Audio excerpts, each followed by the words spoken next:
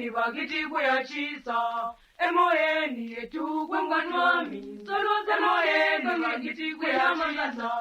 Emoyeni yetu kubushuma. Emoyeni bagiti kuyachisa. Emoyeni yetu kwangwanwami. Solo emoyeni bagiti kuyachisa.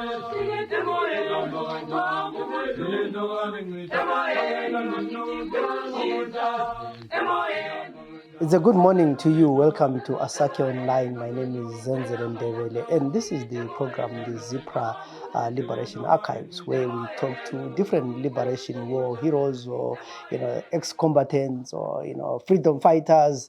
Sometimes these titles can be, depends who you talk to and how you want to, name them. But some people prefer to be ex-combatant, others prefer to be freedom fighters, others prefer to just be called by name. So this is the program where we talk about what happened in the liberation struggle, hear the stories. They are still relevant because history will always be part of us. We try and we have an advantage now that we are looking in hindsight, and we were not there, but we say, but maybe you could have done there. But anyway, it's history. That's what happened, although it shapes our future and is part of our identity. So in the program today, I'll be talking to Colonel retired Ernest Muganda Dube. He was part of the Zipra fighting force, and currently he is the resource person for the Chitepo School of Ideology, and he is looking at national history and international relations. Babu Dube, welcome to the program. Thank you, Zenzele. Yes. Maybe let me start by saying, tell us briefly about yourself. Where were you born and where do you grow up? Fine. I was born Muganda Dube, and later on, during my entry into primary school, I adopted Ernest, such that my first name today is Ernest, which is registered, and Muganda is a name that is known by all those who grew up with me.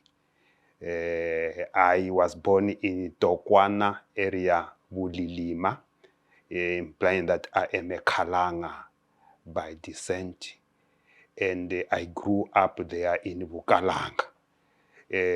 Well, prior to that, my parents were working in Zambia, Kitwe.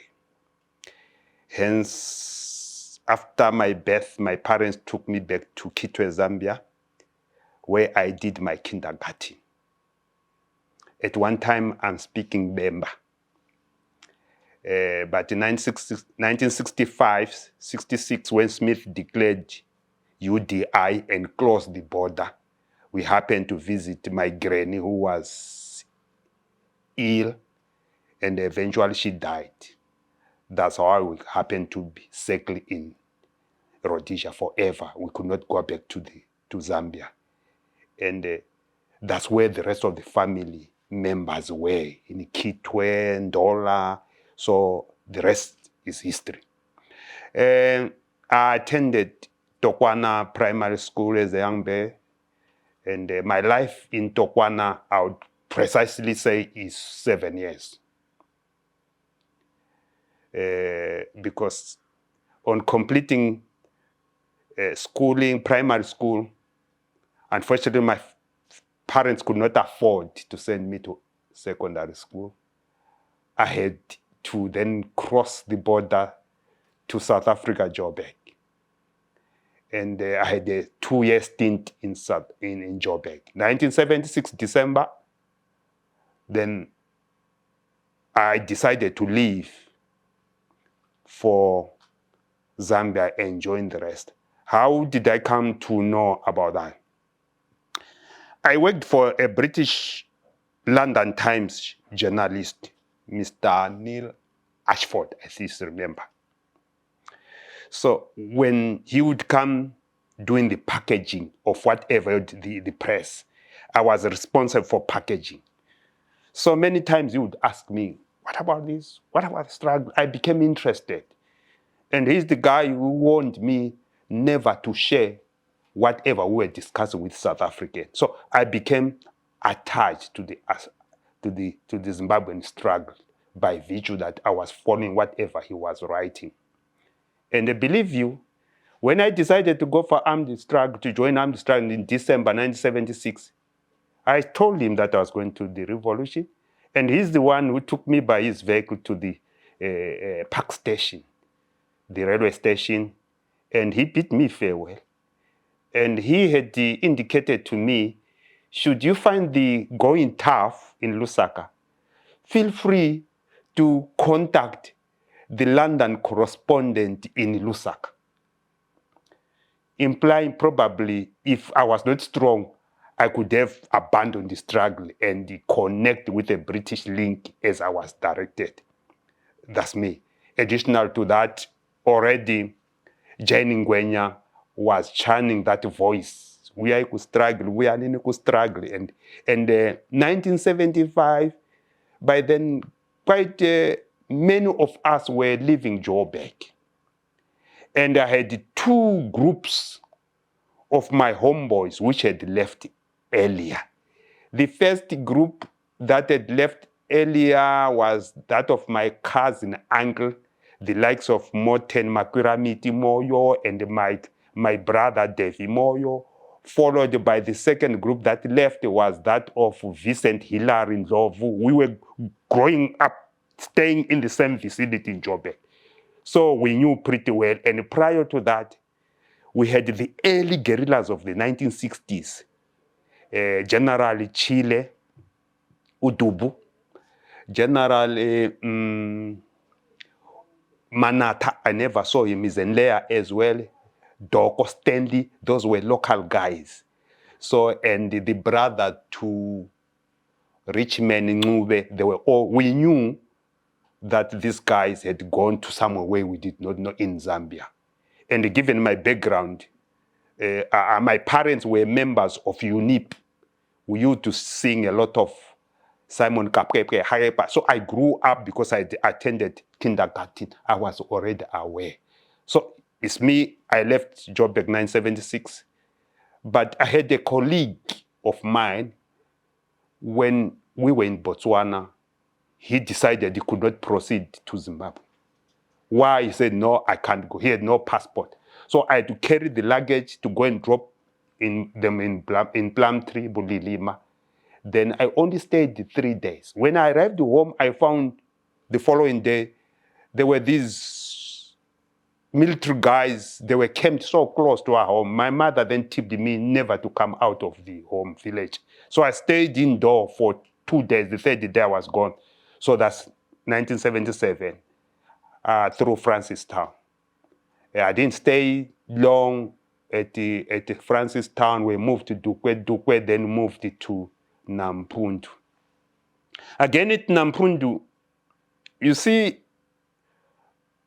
the rest of us were coming from Joburg. We would prepare ourselves for the struggle. The attire from boots, jeans up to the head. We were almost buying like military attire, readying ourselves. I think it could have attracted the senior guerrillas, and they spotted me. So it's when I was appointed as the company commander, Group H, Company H, I was the lead. And I think they expected me probably that is somebody educationally who was sort of developed properly. Then during those interviews, one asked, what about educational background? When I indicated that I was grade 7, it's unfortunately I was not knowing is where I would get my name, bookless. So you know books. So your liberation one became bookless. Bookless chizororo. And I'm a book. And you can imagine they were screening people, either those were going for to undertake officer cadet course in Zambia, because that's the same time they were screening both group Angola, then membership group, what. So we didn't stay long at Nampundu. The first group, membership, when it got carried and driven off through trucks lana yellow Vasia Lati. We were then taken to establish Freedom Camp. We were the first to arrive there, Freedom Camp, my group. And initially we were about, I think, 500, and eventually the number grew up to 2,000. The first group there was the advanced group, Sifika Cleaner, Freedom Camp, Isbaya Lezana Zengulube, cleaning everything. This Isbaya Zengulube eventually turned to be our bathroom. And whom did we meet? Umuntu, the first person that we've met was none other than Umdalalo, where agriculture Zapu or Amoni Jirira. That's the man we met. You know, I've talked to a lot of guys who talk about Jirira and say, Jirira white and Willie Mahakulu. He was in agriculture. Yeah, it looks Jirira was responsible for the production side department of ZAP. So, because we're clearing that area, and the Freedom Camp was intended to be an agricultural sort of insimo kuzalinywa. So we were there. But Tina, then we did not know kuti kwakulama plans amanye. Once we were 1,000, as long as Lime, we only cleared the area. We didn't do any partake in any plowing activities. Then it was around March. Yeah, I think so. We were around March is when we saw the arrival of commanders trained in Soviet Union. I remember the groups that were coming after completing their training, the likes of Hilary Ndlovu. So it then turned out to be a transit camp. Those who were arriving from their trainings abroad, those were going for trainings abroad. So we're quite a different group. And I recall then, we then met Gaddafi, who then would become the commander of the base. We were then to be introduced into what they called induction training. Induction training, who is that? That was none other than Uchile Dubu. We introduced us, before you leave for Angola, you'll have to go through the training induction program for your 3 months. And the day we started, I remember, we are joined by 2 guys from Soviet Union. Yeah, well-looking, smart guys. Who were they? None other than Ben Matiwaza and Jabu Dabengwa. These are the guys who had gone to the struggle in 1960s, 68, I believe 69. They had spent their 3 or so years in Soviet Union doing whatever specialized training. So they were brought to join us. The rest is history. The first induction, like that induction which we would normally meet, Yokohlangabeza Unkomo, Nampundu, it was the same. They started off with a short march. A short march, Singelambobo, we were carrying armor logs. Short march is what we call the endurance march in the Zimbabwe National Army today. Nobody tips you what will be happening to you. You think everything is normal.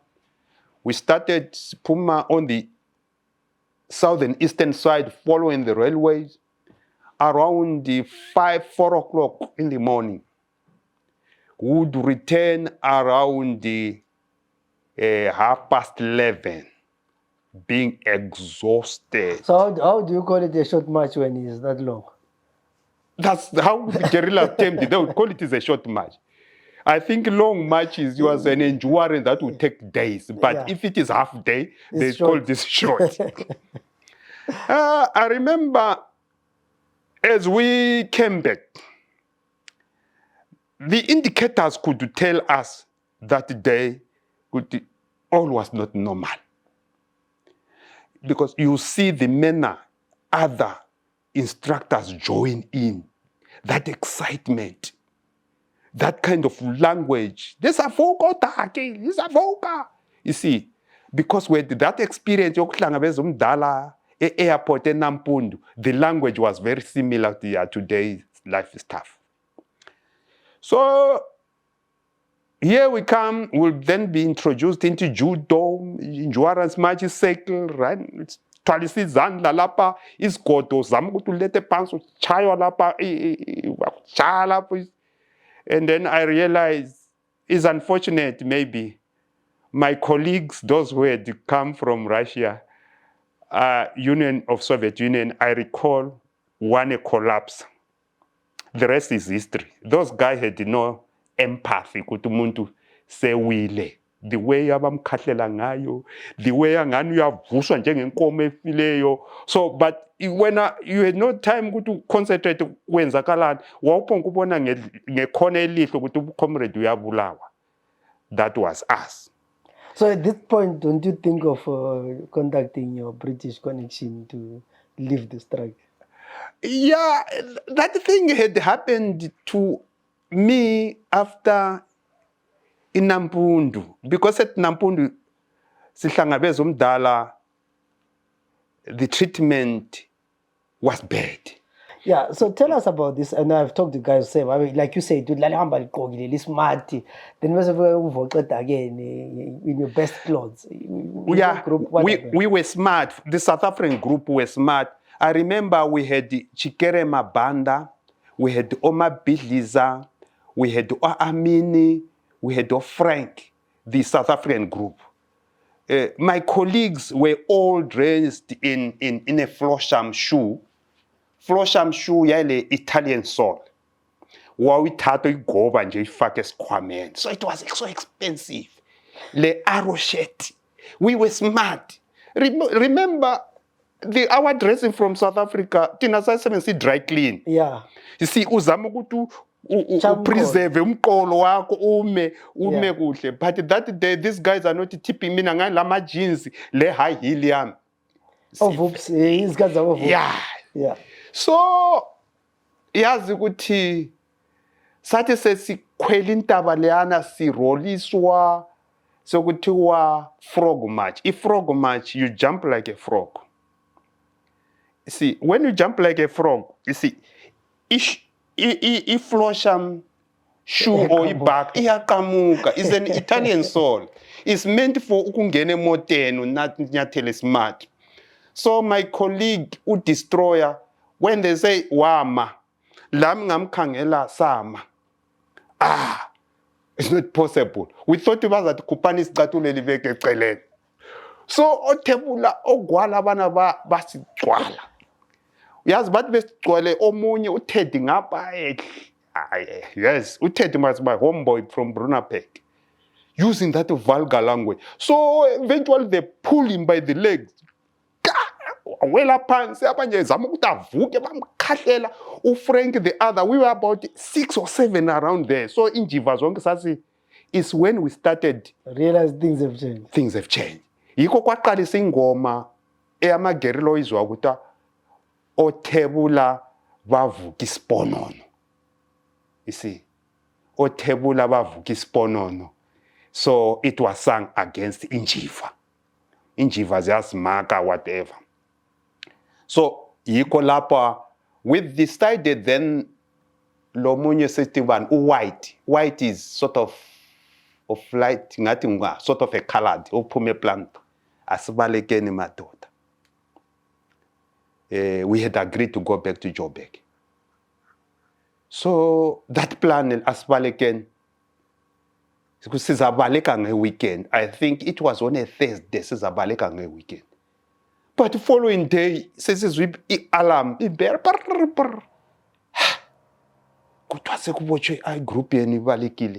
So the whisper would circulate.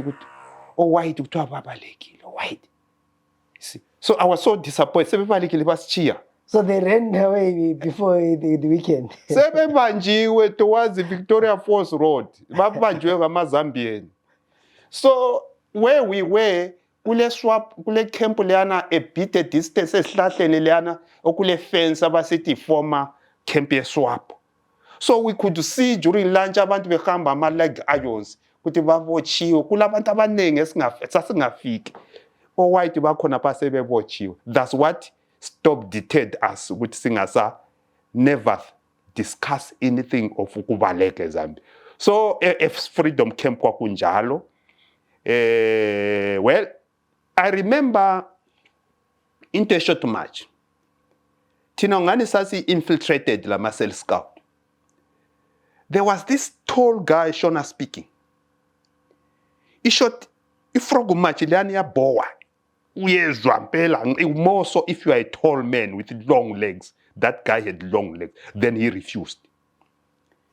You see, now we said frog match, yena yakhangela as if our instructors are not monitoring. Agijimati kate bambonile. You see, ama antics akubagcina besithi no. Says what he's a Cell Scout sebebotshiwe sengeniswe egodini. I think about 2 or 3 guys they were picked from our groups. Egodini plus asingakwazi wawuphunguzwa ukuthi kule godi. Kwakule godi. What is it called? Igodi prison underground. There is maybe later on we'll talk about the Godi treatment because some people feel like it was a bit extraordinary. There are some guys who are still bitter with the Bafage Godi up to now. That's true. I also carry out the duty of curator. I guide my public servants amaneng to Zambia. When I visited the former Freedom Camp around 2020, ngangi presenter nje to my public service including ama DA okuthiwa ama district development coordinators today. This light guy who is Shona speaking. Ngathi ngiqedile presenter wang Mamba Soisande. What Colonel? I'm one of those victims which you are talking about. Or captured. What? What no, we'll talk. But I could see the guy is emotionally touched. So is he the guy who was arrested when you were there? No, it's another group. This one had trained in Soviet Union, son of a prominent ZAPU politician. And how he got arrested, you can't tell. And I believe in today, he's not partaking in any ZAPU charts. But today, he's a senior civil servant in Zimbabwe. There are so many of them. But he's still bitter about it. Yeah, he's still bitter. And on 2 occasions, when he said that I should visit him to make some interviews, one way or the other, I would pretend to be busy. He changes his mind. He wants to give me information. He withdraws, wants to give me information. That's what I then realized there are so many of them who are so aggrieved. They are not partaking in this ZIPRA chats, social media thing. There are many when we visit, especially Mashonaland West, Mashonaland East, Mashonaland Central, Harare. There are so many. But did it that kind of training? Did it prepare you for the battle? Yeah, it prepared one for the battle because the going was rough, the going was tough. It's unfortunate that here and there we witness individuals being picked amongst a group that is intended to go for training. You know, these nationalists had plans for their relatives. You would find it today, like in one vetting exercise in Gwanda. I meet this guy, he says, where did you train? You find the guy never went to any training center. He never went to the transit camp, but he was there at Freedom Camp. And where did he disappear to? He said, no, from there I was given scholarship to Germany. How did you go to Germany? So these senior politicians would pick their relatives, send them to distant places to do schooling, developing themselves. And that's the kind of thing, because they were not actually accepting that the struggle was to be the responsibility for everybody. I'll come back to you on that because I've recently I talked to someone who was really bitter about the issue of scholarships and also the issue with labanye okuthiwa ikudla kohlamvu.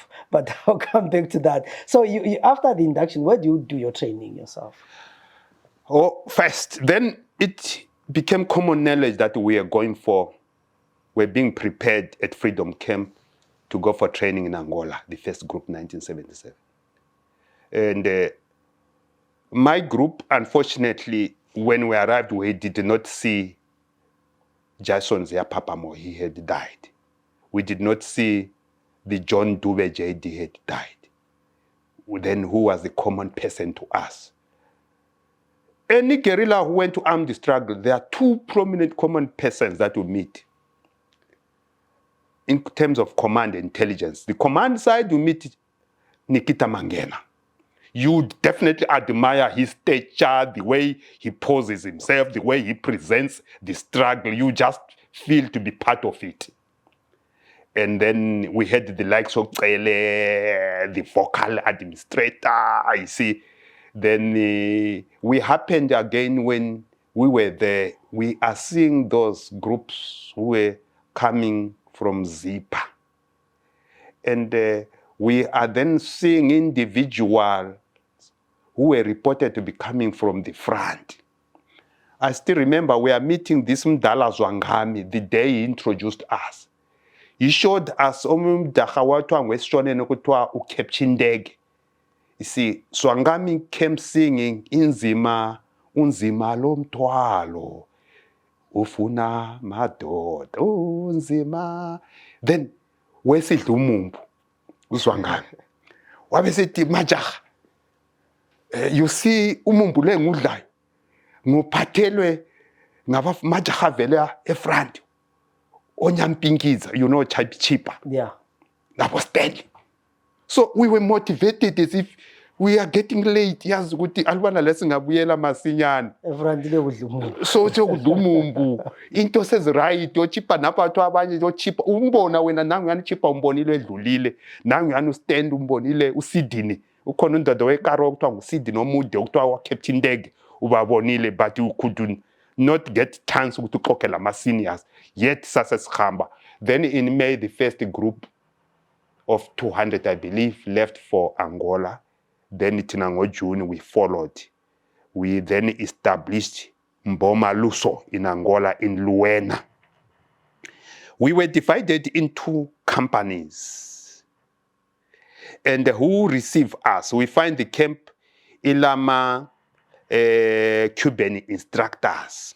Each company had almost at least 2 Cubans. And we had about 6 Russians. Whether they are Russians, I'm not sure, but I would say Union Soviet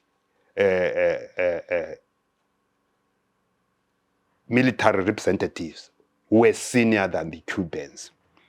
On our Zimbabwean side delegation, we had the Chile Dubu as the head chief of training. Labanye. Then our interpreters were 2 who could speak Russians. Benny Matuaza and Ujabu Dabengwa, Simplicity. So here we are in Angola. We're divided into companies. Some of our guys who went there, the group of 200 who were advanced elements, had been appointed as commanders. So the companies were from 1 to 12. 1 to 6 was infantry company. 1 to 8, right? Then 9 were specialized companies. 9 company would specialize in anti-tank recoilless rifles, which is anti-tank gun, to which I then got deployed in that company.